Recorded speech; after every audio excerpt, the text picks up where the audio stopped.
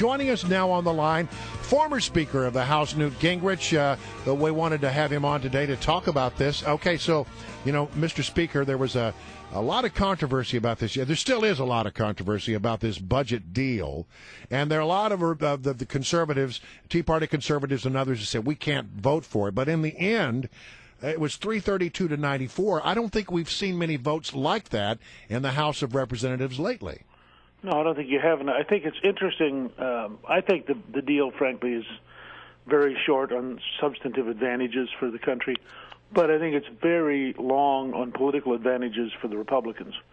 The fact is that they have taken off the table one of the threats that could really derail what's happening.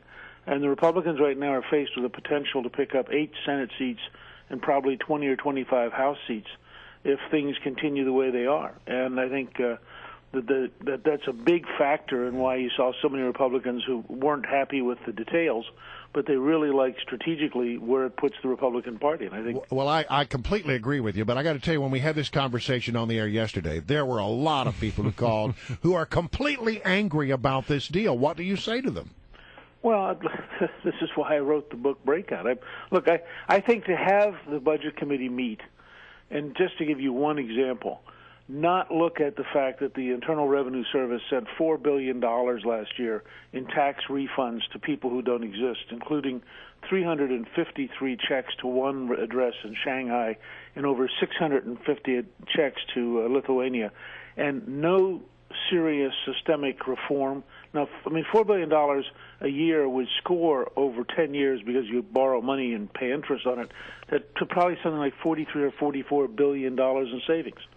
There are tons and tons of opportunities to dramatically improve the federal government, and it's disappointing that we're frankly not engaged in those kind of changes. Speaker, this is Michael Steele here. It's good to see you and hear you, man. I hope you're doing well out there. I know you've been behaving yourself, right?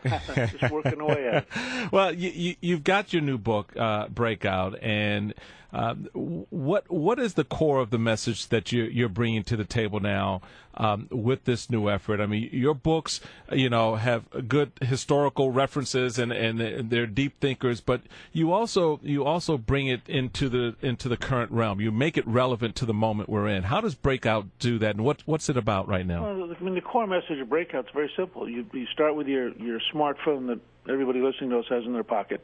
You look at its capabilities, its range of opportunities. You look at the over 1 million applications that have been developed for it. And then you take that speed, that convenience, that inexpensiveness, and you compare it to what you see in a 130-year-old bureaucratic model of government that is paper-based and ineffective. And you realize that there are huge opportunities in healthcare, in learning, in energy production, in transportation.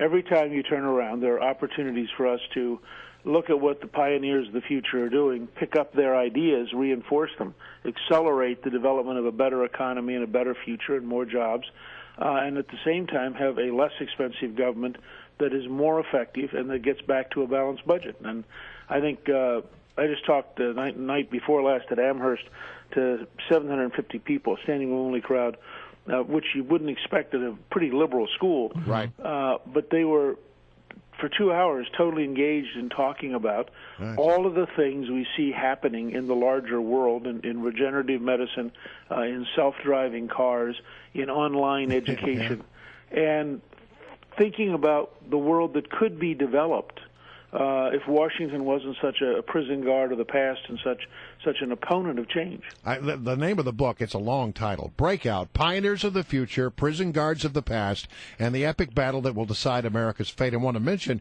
you got a couple of book signings coming up. People want to go out and get the book and actually meet you. The first is tomorrow at 3 p.m. at the shops at Mount Vernon, and then you have one on Sunday at Books A Million in McLean. That'll be also at 3 o'clock. So yeah, by the way, I have to mention the most unusual book signing. My wife will be at Sugar House in Alexandria at 1 o'clock tomorrow.